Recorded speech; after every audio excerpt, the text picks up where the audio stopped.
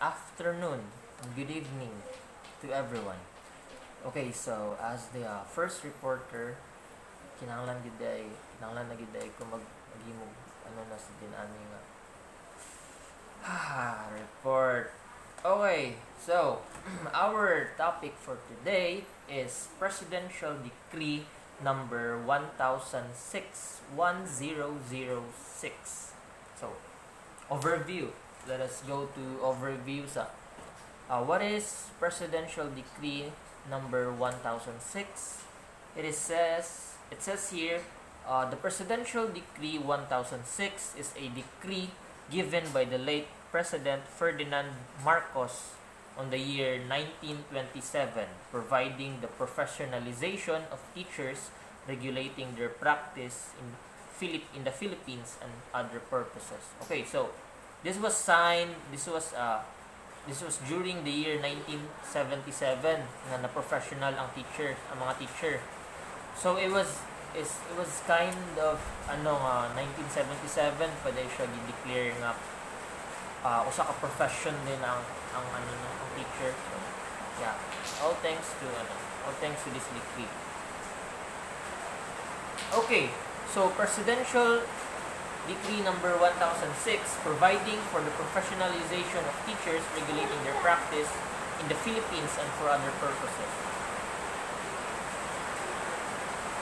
Whereas all educational institutions shall be under the supervision of and subject to regulation by the state. The state shall establish and maintain a complete, adequate, and integrated system of education relevant to the goals of national development. So, whereas ni siya, daghan ni siya nga whereas doon.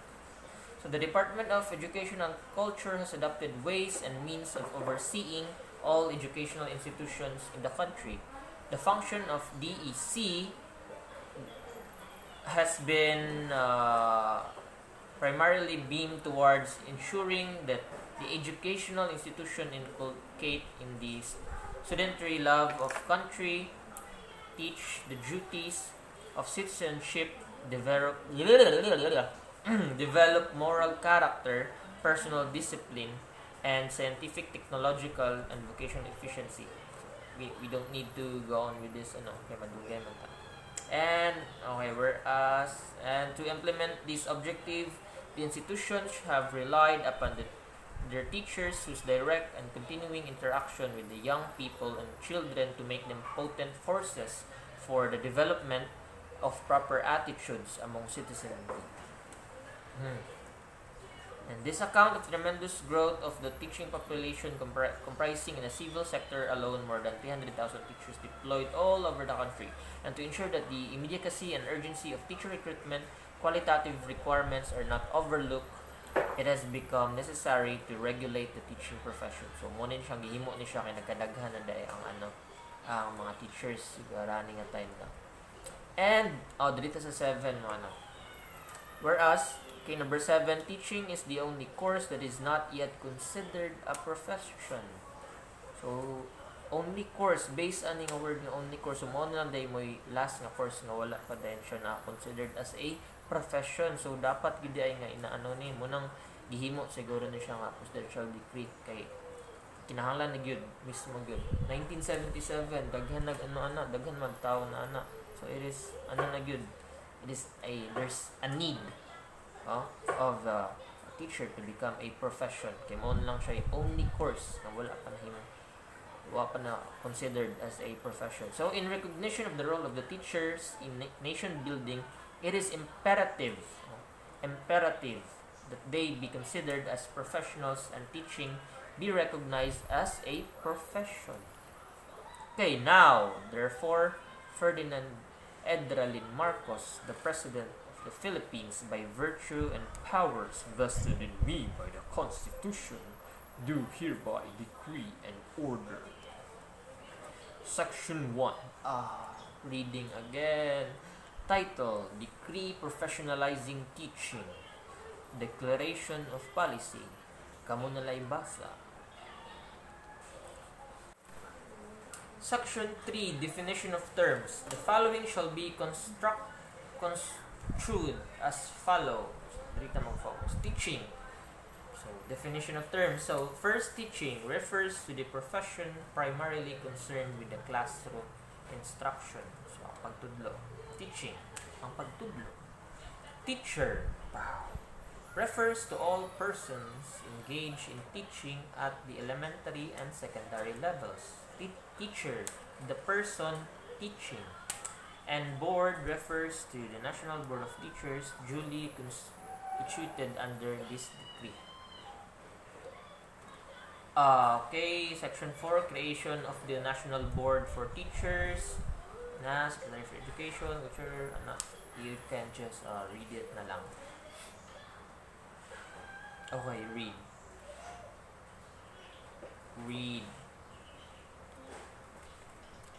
Read powers and duties. Read.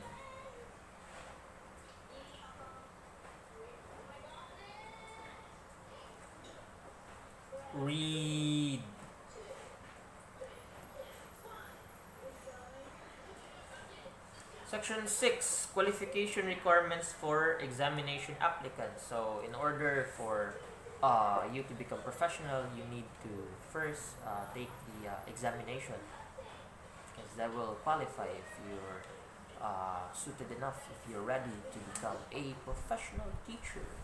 Okay, so first so before ka mag-take sa exam, you need first the requirements, the qualification requirements. First, A, the applicant must be a citizen of the Philippines. So we've already tackled what is a citizen. How to become a citizen, a Filipino citizen sa NSTP 2 or NSTP 1. Yeah. B, that he is of good moral character. Dapat maayuhon. That he is free from any physical or mental defect. So katong mga hilig magpayo og sweet but a psycho dra GG na. Letter D, that he possesses the following minimum educational qualification. First, number 1, first for teachers in the kindergarten and elementary grades, BSED or its equivalent.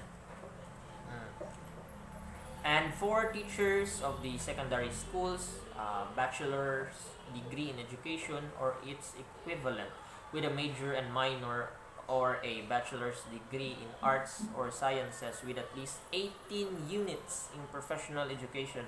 And number 3, for teachers of secondary vocational and 2-year technical courses, bachelor's degree in the field of specialization with at least 18 units gihapon in professional education. Section 7, appointment of examiner. Appointed examiners of the board are recognized authority in teacher education. The examiner shall receive a compensation provided in addition to his salary. Section 8, scope of the examination. Written test determined by the board. Section 9, ratings in the examination. At least 70% in all subjects with no rating below 50% in any subject. Section 10, report of the results of the examination. 150 days after the last day of the examination, unless extended by the board. Section 11, issuance of certificate. The board may consider the certificates of rating as certificates of eligibility or issue as entirely new certificate upon registration of the teacher and payment of the corresponding fees. Section 12, registration. Registration shall evidence that the registrant is entitled to all the rights and privileges of a professional teacher until and unless the certificate is suspended or cancelled by the board for just cause. Section 13, reissuance of revoked certificates and replacement of lost certificates. A new certificate to replace a lost, destroyed, or mutilated certificate may be issued may be issued subject to the rules of the board. Section 14. Registration by reciprocity.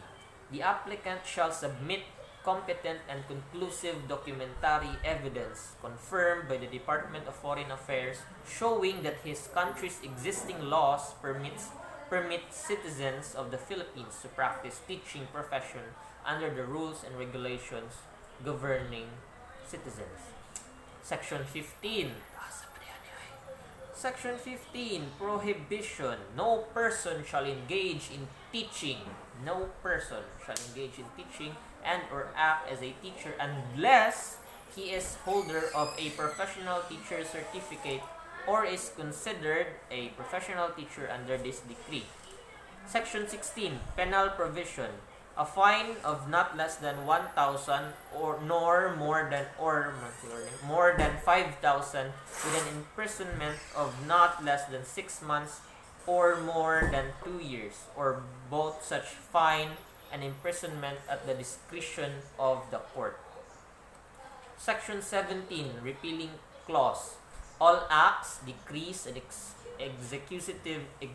executive orders, administrative orders, rules and regulations, or parts thereof inconsistent with the provisions of this decree are hereby repealed, or modified accordingly. Section 18. Separability clause. In case of provision of this decree and or any portion thereof is declared unconstitutional by a competent court, other provisions shall not be affected thereby. Section 19. Effectivity. Take effect January 1st, 1977. The end. Okay, so what do we get from this one? So may makuha na to ani mag-study ta ani. Well, first is we are very lucky, we are very blessed that we are reaping what they saw, what the older generation saw. No, we are reaping the seeds that they saw. We are now kita as we are nagskwela man ta as for becoming a teacher, no, so we are considered professionals na, no, when after ta mag-graduate and mag-take ta sa exam, we are considered professionals, unlike before in 1977 dili pa sila matawag na professional. So we mas fortunate ta karon kay matawag na tag pro, di ba? Ayos pro, dili lang pro sa dula or pro sa pro sa imuhang work. So it is very important for us to know this kind of information for us to know, kasi you first need to know history pamanggod and para maka forward, di ba? Mo nang kinahanglan, mo nang naputay history class, kasi we need to also know the past, how this happens. So kung sa ilaha sa una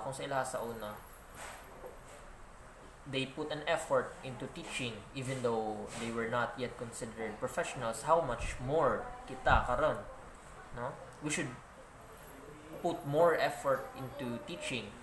Kita as future teachers, we should put more efforts into guiding and teaching our students, kasi we are considered professional na. This teaching is considered a profession na, no? So dapat mas maganado ta mag-teach. We should be energized to know this history, the 1977 decree, no? And so thank you so much for listening, and God bless us. Goodbye, class.